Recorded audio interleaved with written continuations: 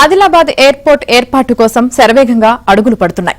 రక్షణ శాఖ green signal ఇచ్చిన నేపథ్యంలో ఈ నెల 17న సివిల్ ఏవియేషన్, డిఫెన్స్ అధికారులతో పాటు తెలంగాణ ప్రభుత్వ ప్రతినిధి బృందం రానుంది. త్వరలోనే ఫీల్డ్ సర్వే చేయనున్నారు.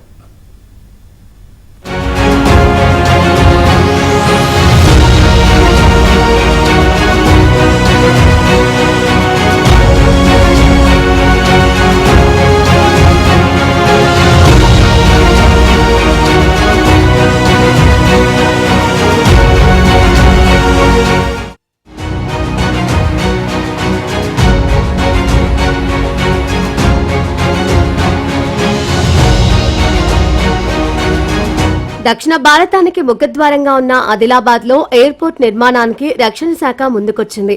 ఇప్పటికే ఆదిలాబాద్ లో రక్షణ శాఖకు చెందిన 360 ఎకరాల భూములు ఉన్నాయి. తెలంగాణ ప్రభుత్వం మరో 450 ఎకరాలు అప్పగిస్తే ఎయిర్పోర్ట్ నిర్మిస్తామని ఇటీవలే రక్షణ శాఖ మంత్రి రాజ్నాథ్ సింగ్ హామీ ఇచ్చారు. డిఫెన్స్ అవసరాలతో పాటు పౌర సేవలకు అనుకూలంగా ఎన్క్లేవ్ నిర్మించుకోవడానికి గ్రీన్ సిగ్నల్ లభించింది. ఈ క్రమంలో అవసరమైన భూముల కోసం తెలంగాణ ప్రభుత్వానికి నివేదించారు. దీనిపై తెలంగాణ ప్రభుత్వం సానుకూలంగా స్పందించింది. ఈ క్రమంలో ఈ నెల 17న సివిల్ ఏవియేషన్, డిఫెన్స్ అధికారులు, తెలంగాణ ప్రభుత్వ ప్రతినిధులు కలిసి ఆదిలాబాద్ కు రానున్నారు. విమానాల రాకపోకలకు ఆటంకాలు లేకుండా చూసేందుకు నిర్వహించే ఓఎల్ఎస్ సర్వే నిర్వహించనున్నారు. అనంతరం రన్వే ఓరియంటేషన్ పై నిర్ణయం తీసుకుంటారు.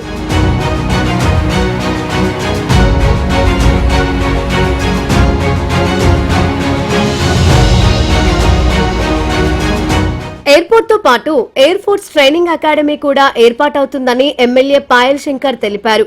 మాస్టర్ ప్లాన్ ఆమోదం తర్వాత శంకుస్థాపన జరుగుతుందన్నారు. నిధులు విడుదలనే కాకుండా ఆ రక్షణ శాఖ ఎయిర్ ఫోర్స్ ట్రైనింగ్ సెంటర్ కూడా మరొకటి అదనంగా ఆదిలాబాద్ లో ఏర్పాటు చేస్తాం. తద్వారా అక్కడ ఉద్యోగ అవకాశాలు మెరుగుపడతాయి.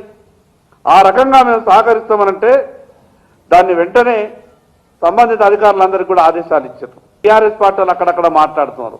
లేదు వాళ్ళు మాస్టర్ ప్లాన్ ముందొచ్చిందన్నారు, ఇప్పుడు రక్షణ శాఖ నిధులు అంటున్నారు. ఇదంతా వట్టి మాటలని మాట్లాడతారు. నిజంగా 10 ఏళ్ళు ఈ రాష్ట్రాన్ని ఎట్లా పాలించింది? అసలు కేంద్రం రాష్ట్రం కలిసి ఏదన్నా కొన్ని ప్రాజెక్టులు కార్యక్రమాలు చేసేటప్పుడు కొంత ప్రాసెస్ ఉంటుంది. ఎన్ఓసీలు ఇచ్చిండ్రు, మాస్టర్ ప్లాన్ తయారైపోయింది, దానికి సంబంధించినటువంటి 6 డిపార్ట్మెంట్ల కోఆర్డినేషన్ టీం తయారైంది.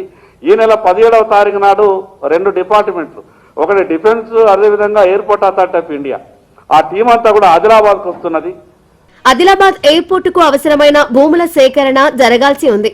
ఆదిలాబాద్ గ్రామీణ, అర్బన్ మండలాల పరిధిలో భూమిని సేకరించడంపై ప్రభుత్వం దృష్టి పెట్టింది. ఖానాపూర్, నిషాన్ఘాట్, అనుకుంట గ్రామాల్లో అవసరమైన భూమిని సేకరించేందుకు గెజిట్ నోటిఫికేషన్ జారీ చేసింది. అయితే ఎయిర్పోర్ట్ విషయంలో స్థానిక ఎంపీ నగేష్, ఎమ్మెల్యే పాయల్ శంకర్ తప్పుడు ప్రకటనలతో ప్రజలను మోసం చేస్తున్నారని మాజీ మంత్రి జోగు రామన్న ఆరోపించారు. ఎంపీ, ఎమ్మెల్యేపై చీటింగ్ కేసులు నమోదు చేయాలని ఫిర్యాదు చేశారు.